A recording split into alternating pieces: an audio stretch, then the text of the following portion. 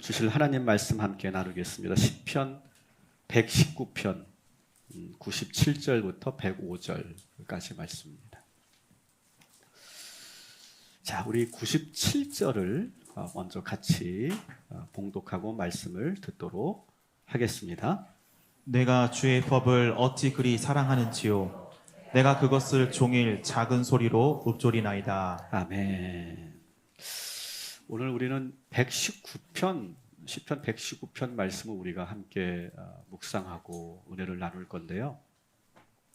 이 119편은 우리 성경 66권 가운데 가장 분량이 많은, 가장 긴 장 중에 하나입니다. 그리고 이 119편은 별명도 참 많이 있는데 시편 중에 시편이다 이렇게 말하기도 하고 시편의 요약편이다. 그래서 우리가 시편 150편을 다 읽지 않아도 이 119편만 읽으면 시편을 전부 읽었다고 해도 과언이 아니다라고 말할 만큼 아주 중요한 그러한 장이 바로 이 119편입니다.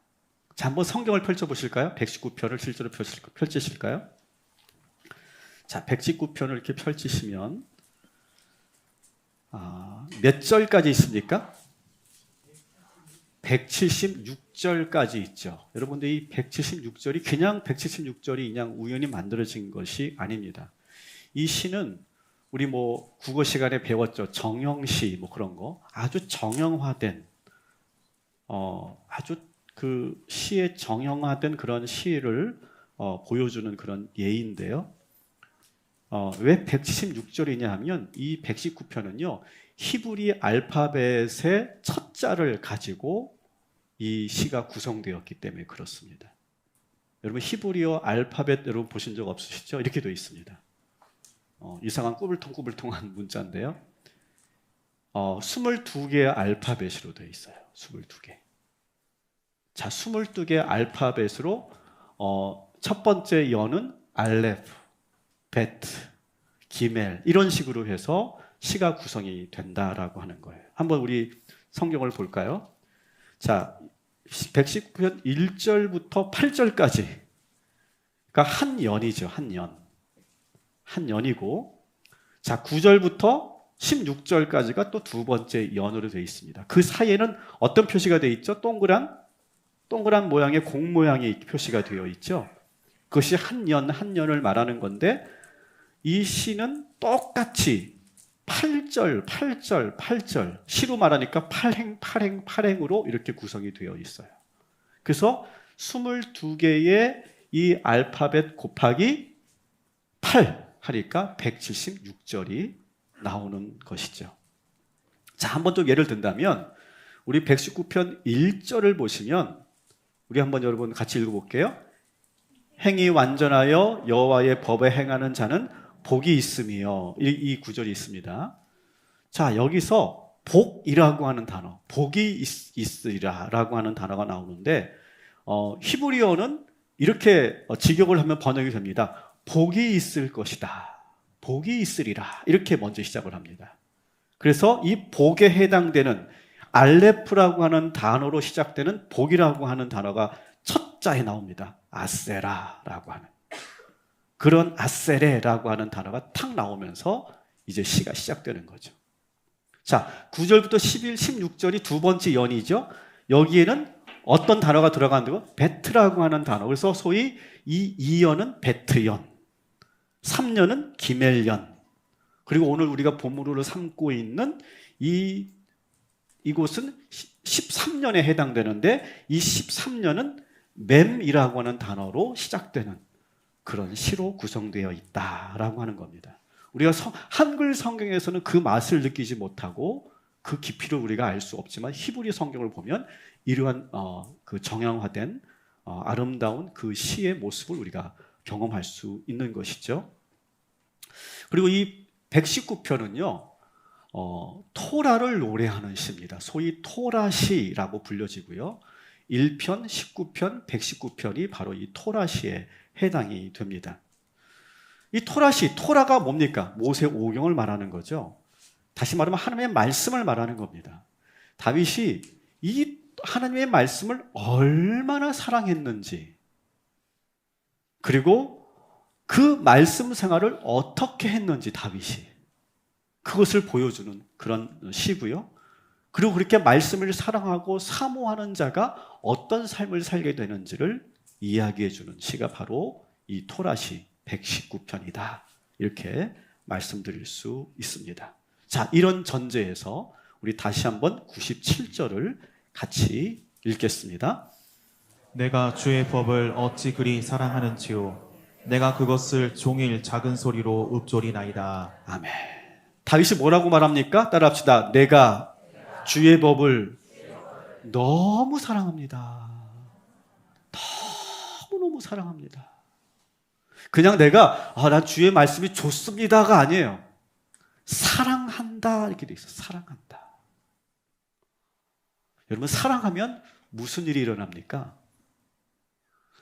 여러분도 아마 그 애장품이 하나쯤은 있을 거라고 생각합니다. 여러분이 정말 아끼고 소중하게 여기는 애장품들이 여러분 하나씩 다 있을 것 같아요. 어떤 남자분들은 돌을 좋아하는 분들이 있죠. 여러분 수석에 빠지면 미칩니다. 거의 미친 사람처럼 돼요. 들로 산으로 강으로 막 다니면서 돌 주스러 다니고요. 그리고 맨날 그 돌 닦고 있고요. 그 돌을 딱 이렇게 그 배치해 놓고 흐뭇하게 웃고 있습니다. 그걸 보는 그 부인은 미치죠. 속 터져 죽죠. 근데 너무너무 그 돌을 막 애지중지하고 막 그게 하나에 뭐 수백만 원, 수천만 원 되기도 합니다. 또 어떤 분은 자동차에 빠져 있는 분이 있죠. 자동차를 사랑할 수 있습니다. 그래서 우리 단지에서도 보면 가끔 그런 남자들이 있어요. 딱 저녁에 한 9시쯤에 나와가지고 자기 차 이렇게 봅니다. 자기 차를 딱 이렇게 보면서 이거 누가 있겠어? 그러면서 막 이렇게 닦기도 하고 그러면서 막 왁스 갖다 계속 칠하기도 하고 막 그럽니다. 막 차를 너무너무 좋아하는 그런 남자들. 또 어떤 분은 뭐 골프채, 뭐 낚싯대, 뭐 만년필 그런 것들을 좋아하는 그런 사람들이 있죠. 여자들은 그 가방에 또 미치죠. 그래서 여러분 이게 여러분이 가지고 온 이 가방이 명품인지 아닌지를 알 수 있는 방법이 있잖아요. 명품이 아니면 바닥에 내려놨을 거예요. 지금 분명히. 근데 명품이면 이것을 내가 꼭 껴안고 있죠. 그걸 보면 그것이 진짜인지 가짜인지를 알 수 있잖아요. 그런 것처럼 우리는 정말 아끼고 소중하게 여기는 애장품이라는 것이 있어요. 저에게도 애장품이 하나 있는데 정말 아끼는 애장품이 하나 있는데 바로 이 성경책입니다. 이 성경책. 이거 사실은 액수로 따지면 얼마 되지 않는 성경인데 이게 왜 저한테는 애장품이냐면 이미 뭐 가죽도 벗겨지고 그렇게 됐는데 이 성경은 제가 꿈의 교회에서 사역을 할 때 한 번은 김학준 목사님이 이제 집회를 많이 나가시니까 제가 한번 수행하고 모시고 이렇게 집회를 나갔었는데 집회를 끝나고 나서 목사님께서 저에게 성경책을 하나 사주고 싶으시다는 거예요. 그래서 성경책을 이렇게 사서는 저에게 직접 이렇게 친필로 저에게 이렇게 써주셨어요. 평생에 잊을 수 없는 나의 귀한 동역자 김석형 목사님께 이렇게 해가지고 이 성경책을 딱 저에게 선물로 주신 거예요. 평생을 잊을 수 없는 그분하고 나하고 그때 이제 본지 2년밖에 안 됐는데 다 이 글귀를 딱 써주시는데 여기에 꽂혀가지고 제가 16년을 묶여 있었잖아요. 야, 이 말의 힘이라는 게 정말 그렇게 무섭더라고요. 그리고 저는 이 성경책을 가지고 열심히 신방하고 말씀 준비하고 그리고 이 성경책에는 제가 이렇게 포스트잇을 이렇게 제가 찬송가에다 붙여놨는데요. 이 포스트잇은 뭐냐 하면 이런 거예요. 제가 맡던 교구에 우리 할머니 권사님들이 꽤 많으셨는데 우리 할머니 권사님에게 신방 갈 때마다 권사님 제일 좋아하는 찬송가 뭐예요? 얘기해 주세요. 왜요? 그러면 제가 권사님 하늘나라 갈 때 불러드리게 해요. 그럼 절대 한 분도 그거를 불편해하시는 분들이 없어요. 그래요 목사님 이 찬송 꼭 불러주세요. 그래서 어떤 분은 최준성 권사님 88장 우리 한성희 권사님 기억나네. 한성희 권사님 박금동 권사님 102장 이렇게 적어놨고 또 이용자 권사님 404장 그 크신 하나님의 사랑. 이게 허리 굽으신 우리 권사님 계시는데 김영수 권사님 지금 하늘나라 가셨을 것 같은데 432장 이렇게 다 적어놓은 거예요. 우리 또 지금 방금 김영수 권사님 얘기가 떠오르는데 항상 허리가 굽으셔가지고 지팡이를 들고 짚고 이렇게 항상 예배를 빠지지 않는 그런 분이신데 그분이 이렇게 막 주머니에서 이렇게 저한테 뭐 흰 봉투를 딱 주세요. 근데 딱 봤더니 용돈을 아껴서 저에게 이렇게 도소비라고 이렇게 하면서 이게 주셨는데 거기에다가 뭐라고 쓰셨냐 하면 우리 권사님은 아마 이제 그 학교를 제대로 못 다녔었어요. 근데 그분이 정말 정성껏 저에게 이렇게 써요. 목사님 건강하세요. 근데 그게 정말 저는 너무 뭉클한 거예요. 건강하세요 하면서 저에게 3만 원 이렇게 딱 넣어서 도섭이라고 이렇게 저에게 주셨던 권사님도 있고. 그러니까 여러분 이 성경책을 제가 어떻게 함부로 할 수 있고 버릴 수 있습니까? 우리 김학준 목사님의 마음이 있고 여기에는 제 역사가 있고 그리고 여기에는 저를 사랑해 주셨던 우리 할머니 권사님들이 계시고 그 권사님들 기도 덕분에 제가 제 아토피가 다 나은 거잖아요. 여러분 저는 여러분들이 어떤 애장하는 사랑하는 그런 물건을 갖는 거 저는 뭐라고 하지 않습니다. 그런데 저는 이런 질문을 해보고 싶어요. 여러분은 여러분의 성경을 얼마나 사랑하십니까? 하나님의 말씀 그것과 여러분이 갖고 있는 애장품과 비교해 본다면 여러분은 무엇을 더 사랑하십니까? 저는 그 질문을 드리고 싶어요. 다윗이 가장 사랑하고 좋아했던 것은 하나님의 말씀이 적혀있는 이 두루마리 토라였어요. 다윗은 가지고 있는 게 많습니다. 그에게는 아마 칼 같은 것이 그에게 애장품일 수도 있습니다. 왜냐하면 평생을 전쟁터에서 살았기 때문에 항상 손과 붙어 있었던 그 칼, 자기 목숨을 지켰던 그 금으로 만든 방패, 그런 것들이 그에게 애장품일 수도 있고 그에게는 궁궐에 수많은 값진 그런 보화들과 값진 물건들이 많이 있었을 거예요. 그런데 다윗이 가장 사랑했던 것은 뭐냐? 하나님의 말씀 토라였다는 거예요. 여러분 한번 이렇게 여러분의 성경책을 한번 들어보시기 바랍니다. 한번 들어보세요. 한번 가슴에 한번 안아보십시오. 여러분 이 성경이 여러분이 가장 사랑하는 그런 애장품이 되시고 한번 만져보시기 바랍니다. 느껴보시기 바랍니다. 이 말씀 속에 이 성경 속에 있는 이 모든 수많은 하나님의 말씀이 여러분이 가장 사랑하는 그런 말씀이 되시기를 주님의 이름으로 축원합니다. 다윗은 이 하나님의 말씀을 얼마나 사랑했던지 97절에 보면 종일 작은 소리로 읊조렸나이다 이렇게 돼 있어요. 계속해서 하나님의 말씀을 계속 읊조리는 거예요. 중얼중얼. 계속 입에서 떠나지 않고 계속 그것을 읽으면서 소리내어 읽으면서 중얼중얼. 길을 가면서도 밥을 먹으면서도 그리고 국정을 운영하면서도 말씀을 먼저 읊조리고 묵상하고 다시 국정을 운영하고 전쟁을 나갈 때도 먼저 하나님의 말씀을 읊조리고 또 전쟁터에 나아가고 수많은 사람을 만날 때도 항상 이 말씀을 읊조리며 그 말씀을 사랑했던 그 흔적이 바로 이 97절에 나오는 거죠. 여러분 그런 경험 해보셨죠? 어떤 노래에 꽂힌 적 있으시죠? 어떤 노래에 딱 꽂히면요 계속 24시간 내내 그 노래만 계속 부르게 되죠. 흥얼흥얼 하면서. 그리고 계속 귀에서 그 멜로디가 떠나지를 않아요. 아마 여러분 그런 체험 지금도 아마 하실 거예요. 우연히 봤던 유튜브에 그 음악 소리가 계속 1년 하루 종일 내 귓가에서 울려 퍼지죠. 최근에 제 귀에 계속 들려오는 노래가 하나 있는데 찬양입니다.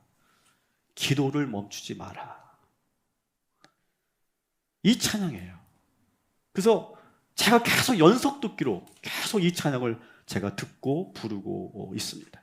그래서 이번 특세 기간 동안에 이 찬양을 우리 주제 찬양으로 해야 되겠다. 이게 하나님께 저에게 주시는 감동이구나 생각해서 이것을 주제 찬양으로 하고 매일매일 우리가 부를 겁니다. 여러분, 이렇게 우리가 마음이 빼앗기고 항상 내 마음에 머물고 있는 것, 그것이 바로 다른 것이 아닌 하나님의 말씀, 성경이 되시기를 주님의 이름으로 축원합니다. 저는 올해 새롭게 시작한 것이 하나가 있는데요. 제가 서예를 시작을 했습니다. 제가 초등학교 6학년 때 대회를 나가서 금상을 받은 적이 있습니다. 저 그런 사람입니다. 근데 그 이후로 지금도 그때가 생각나네요. 제가 무슨 글을 써서 금상을 받았냐면 되살리자 조상의 얼, 그 8글자 그거를 가지고 제가 상을 받았는데, 그 이후로 제가 붓을 들지 않았는데 어느 날 우연히 이 서예가 이정화 선생의 글씨를 봤는데 너무 그 글씨가 너무 멋있는 거예요. 너무 아름다운 거예요. 그래서 야, 나도 저렇게 쓰고 싶다라고 하는 그런 충동이, 그런 감동이 확 저에게 몰려와서 바로 제가 쿠팡으로 붓과 먹과 벼루를 주문을 해가지고 그때부터 글씨를 제가 쓰기 시작했어요. 아직 뭐 잘 쓰지는 않지만, 근데 계속 쓰면서 제가 좋았던 건 뭐냐면 계속 제가 하나님의 말씀을 제가 쓰고 있는 거예요. 계속 하나님의 말씀을 쓰게 되고, 제가 특별히 설교 준비했던 그 본문을 계속 제가 쓰는 거예요. 계속 써보는 거예요. 제 마음의 화선지에다가 제가 말씀을 계속 써내려 가는데 이게 참 저에게는 힐링이 되고 너무너무 좋은 시간이더라고요. 그래서 제가 제 목양실에서도 틈만 나면 쓰고 집에 가서도 쓰고 계속 쓰고 있어요. 지금 쓴 게 수십 장이 돼요. 원하면 하나씩 드릴게요.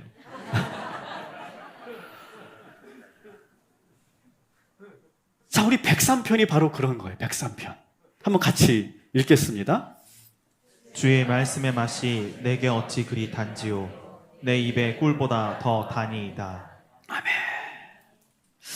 여러분, 저는 뭐 하는 사람이라고 생각하세요? 담임 목사로서, 설교자로서 뭐 하는 사람일까요? 저는요, 말씀을 전하는 사람. 저는 그 이상이어야 된다고 생각하는데, 여러분 착각하지 마시고 오해하지 마세요. 저는 여러분들을 부자 되게 하는 사람 아닙니다. 그것은 투자 전문가한테 가세요. 부동산 하시는 우리 권사님한테, 장로님한테 가시면 돼요. 저는 여러분을 부자 되게 하는 사람은 아니고, 저는 어떤 사람이냐, 저는 말씀을 통해 말씀을 가르치면서 저는 여러분들이 그런 경험을 하게 만드는 사람이에요. 야, 하나님의 말씀이 이렇게 재미있구나. 이렇게 재미있구나. 여러분 믿으시기 바랍니다. 하나님의 말씀은요, 그 어떤 영화나 소설보다도 재미있는 줄 믿으시기 바랍니다. 야, 진짜 재밌네. 제가 그걸 경험해 봤거든요.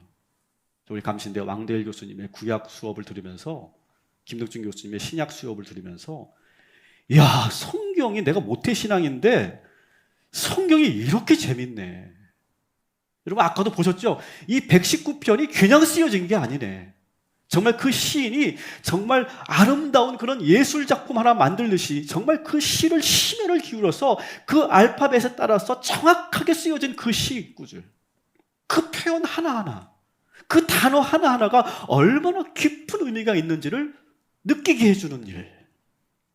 이렇게 심오한 뜻이 있다니, 이 성경 안에. 그냥 가인 이야기, 선악과 이야기, 요셉 이야기, 옛날 어린이들이나 들을 법한 그런 이야기가 아니라 여기에는 깊은 그런 놀라운 비밀이 숨겨 있구나. 정말 하나님의 말씀은 진리구나, 진리. 그리고 더 궁극적으로는 말씀이 나를 살렸네. 나의 영혼을 깨우는구나. 내가 더 말씀을 읽어야겠다. 내가 더 말씀을 보고 싶다. 쓰고 싶다. 내가 더 묵상하고 싶다. 배우고 싶다. 알고 싶다.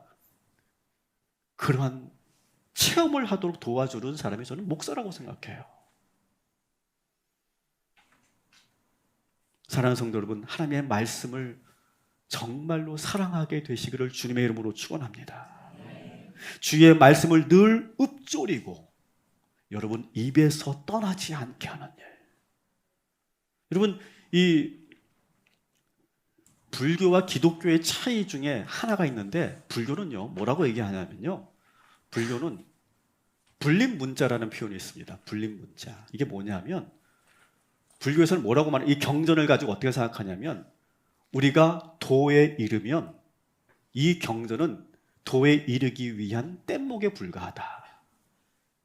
뗏목을 타고 우리가 원하는 그런 도의 경지에 이르면 그 뗏목은 어깨에 얹고 올라갈 필요가 없다. 이건 버려야 된다.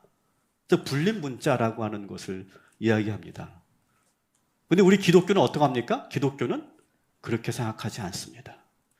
이것은 하나님의 말씀이고 이것은 하나님 그 자체이고 늘 우리가 품고 늘 읊조리며 살아야 되는 진리인 줄 믿습니다. 저는 그 종교학을 공부하면서 그 부분에 상당히 많이 고민했어요. 과연 경전에 대한 이 이해가 어떤 게 더 맞는 것일까? 제가 한동안 고민했던 부분이기도 해요. 근데 저는 확실하게 말할 수 있어요. 경전은, 성경은 뗏목에 불과한 것이 아니라 우리가 늘 마음속에 품고 살아야 되는 그런 하나님의 진리이고 말씀인 줄 믿으시기 바랍니다. 그래서 여호수아 1장 8절에 하나님께서 여호수아에게 이런 말씀을 하시죠. 우리 같이 한번 읽겠습니다. 이 율법책을 내 입에서 떠나지 말게 하며 주야로 그것을 묵상하여 그 안에 기록된 대로 다 지켜 행하라. 그리하면 내 길이 평탄하게 될 것이며 내가 형통하리라. 아멘. 따라합시다. 내 입에서 떠나지 말게 하라. 다윗이 했던 거죠. 난 내 입에서 항상 조용히 주의 말씀을 읊조리나이다. 입에서 계속 떠나지 않게 하는 거야. 계속 말씀을 중얼중얼 하면서 계속 소리 내어서 읽고 그 말씀을 반복해서 그 부분을 계속해서 묵상하고 계속 소리 내는 거예요. 그냥 눈으로 보는 게 아니에요. 어떤 내용을 요약 파악하고 내용 파악하는 게 아니에요. 계속 그 말씀을 계속 내가 반복하는 거예요. 일어나라 함께 가보자. 일어나라 함께 가자. 일어나라 함께 가자. 일어나라 함께 가자. 일어나라 함께 가자. 일어나라 함께 가자. 계속 그렇게 읊조리는 거예요.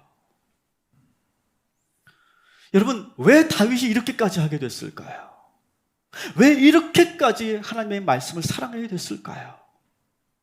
그것은 바로 그는 말씀의 체험이 있었기 때문에 그래요. 어떤 문학적인 아름다움 때문에, 미학적인 그런 아름다움 때문에 이 시를 좋아하는 것이 아니고 하는 말씀을 좋아하는 것이 아니라 그런 말씀 체험이 있기 때문에 그래요. 우리 98절 같이 읽겠습니다. 주의 계명들이 항상 나와 함께 하므로 그것들이 나를 원수보다 지혜롭게 하나이다. 아멘. 다윗은요, 말씀 체험이 있던 사람입니다. 말씀을 늘 가까이며 살다 보니까 자기 자신도 모르게 생기는 것이 뭐냐? 지혜였어요. 지혜. 자, 98절을 보시면 원수가 나옵니다. 원수. 저 원수가 누굴까요? 저 원수. 여러분의 남편이 원수 아닙니다. 저 원수가 누굴까요? 사울왕이죠. 사울왕. 사울왕은요 계속 다윗을 죽이려고 합니다. 혈안이 되어 있습니다. 그런데 이상하게 다윗은요 사울이 믿지가 않은 거예요. 사울이 얼마든지 복수할 수 있었고 죽일 수 있었습니다. 2번의 기회가 있었잖아요. 사울을 죽일 수 있는 기회가. 그런데 그렇게 하지 않습니다. 새를 귀합해서 반란을 일으켜서 무력으로 그 왕좌를 빼앗을 수도 있었습니다. 근데 그냥 그는 홀로 도망만 다녀요. 바보처럼. 힘을 쓰지 않아요. 세상적인 방법으로 경쟁하며 그렇게 싸우지 않습니다. 그 이유는 뭘까요? 하나님의 말씀을 계속 읊조리고 묵상하기 때문에 그렇게 되는 거예요. 말씀이 계속 내 마음을 두드리고 말씀이 내 영혼에 들어오니까 자꾸 화가 나야 되는데, 속상해야 되는데, 억울해야 되는데 자꾸 용서가 되는 거예요. 바보같이 용서가 되고 자꾸 품게 되고 그 사람을 오히려 그 사울을 위해서 내가 기도하게 되고 천막에 가서 보니까 자고 있는 그 사울을 보니까 왠지 오히려 더 불쌍하게 보이고, 그러면서 인내하게 되고 기다리게 되고. 여러분, 다윗이 도망자 신세로 거의 10년을 도망 다녔잖아요. 말이 10년이죠, 여러분. 인내하게 되고 극단적으로 감정적으로 행동하지 않게 되고 모든 것을 순리대로 하나님의 뜻대로 이루어지도록. 왕은 내가 되는 것이 아니라, 내가 노력한다고 왕이 되는 것이 아니라, 내가 의지한다고 되는 것이 아니라 하나님께서 세우신 거니까 하나님께서 나를 왕으로 세우실 때까지 도망 다니고 인내하는 거죠.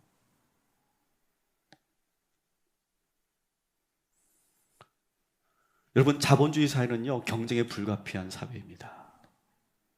여러분들도 이제 다시 일터로 나가면, 사회에 나가면 조직 안에서, 시장 안에서 경쟁하고 싸워야 되죠. 여러분은 무엇을 경쟁력으로 삼으십니까? 따라합시다. 하나님의 말씀이 나의 최고의 경쟁력입니다. 여러분, 어떤 철학자의 말, 처세술, 자기개발서, 손자병법, 삼국지, 노노, 맹자, 어느 꾸루들의 지혜, 여러분, 그것이 여러분을 지혜롭게 하는 것이 아닙니다. 하나님의 말씀이 우리를 원수들과 싸워 이기게 하는 경쟁력이 될 줄 믿습니다. 그래서 99절 100절에 이렇게 되어 있죠. 같이 읽겠습니다. 주의 증거들을 늘 읊조림으로 나의 명철함이 나의 모든 스승보다 나으며 주의 법도들을 지킴으로 나의 명철함이 노인보다 나으니이다. 아멘. 여러분, 여기 스승이 나오죠. 스승. 스승은 어떤 사람입니까? 방대한 지식을 가지고 있는 현자, 현인, 박사, 선생, 그렇게 존경받는 사람들이죠. 많은 지식을 갖고 있는 사람, 그분들에게 많은 우리가 배움을 우리가 얻을 수 있죠. 여러분, 사람들에게 많은 존경을 받는 선생님을 가까이서 여러분 모셔본 적이 있어요?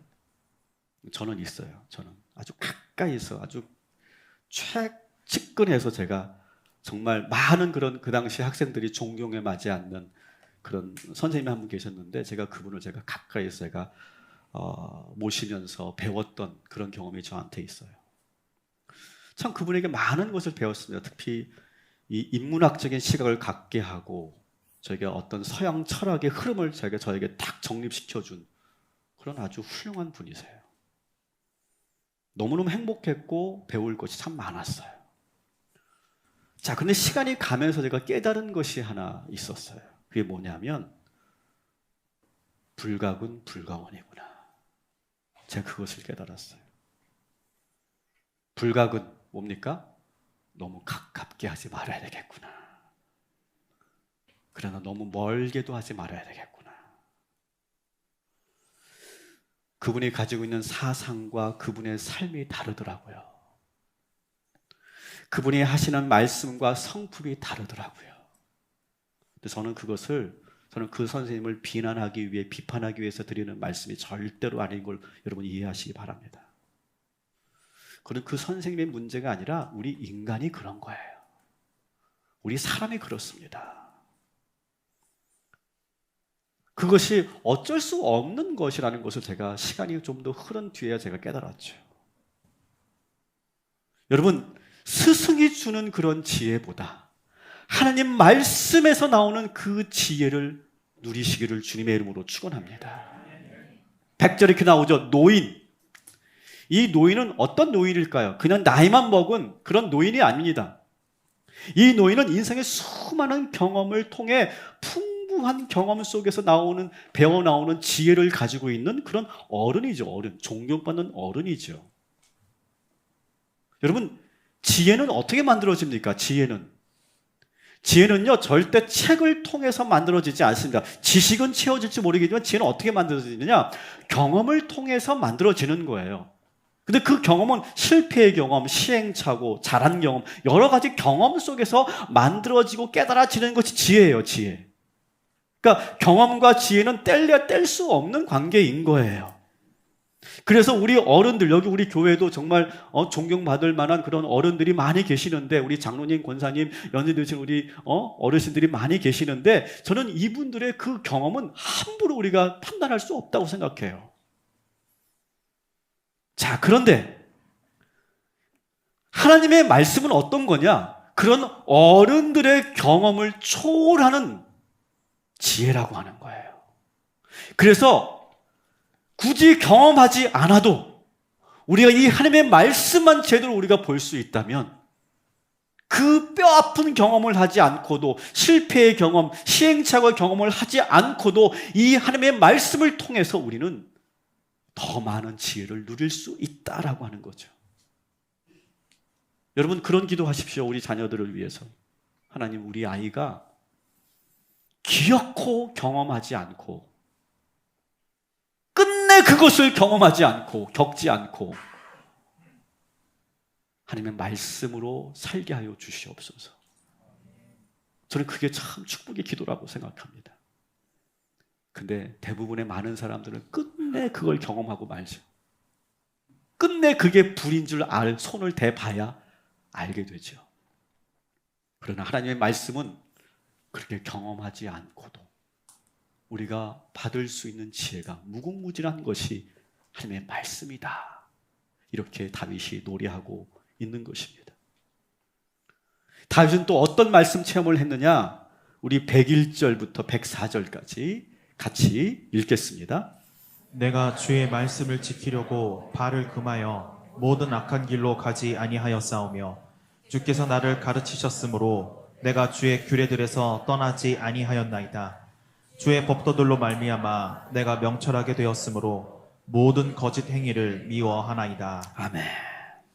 여러분, 주의 말씀은요 어떤 거냐? 주의 말씀은 무엇이 옳고 그른지를 분별하게 하는 힘이 있어요. 여러분, 세상은요 지금 계속 우리들에게 속삭이는 그 속삭임이 있습니다. 여러분, 그 소리를 들어보셨을 거예요. 세상에서 계속 속삭이는 게 뭡니까? 야, 그게 뭐가 죄냐? 다 그렇게 살아. 다 그냥 봉투도 받고 또 야합도 하고 타협도 하고 거래도 하고 또 그렇게 유혹도 아니야. 그거는 하나의 문화야, 문화. 먹을 수도 있고 만날 수도 있고 뭐든지 할 수도 있고. 야, 그게 뭐가 죄냐? 요즘에 그 트렌드고 문화야, 문화. 그래도 돼. 한번 해봐. 다 그렇게 살잖아. 옆에 누구도 그렇게 살고 옆에 누구도 그렇게 살잖아. 다 그렇게 살아. 너무 그렇게 억누르며 살지 마라. 인생은 짧아. 즐기며 살아야지. 계속 속삭입니다. 여러분, 그 소리 많이 들어보셨을 거예요. 주변 사람들을 통해, 영화를 통해, 책을 통해, 어떤 강연을 통해 그런 소리를 계속 듣지 않습니까?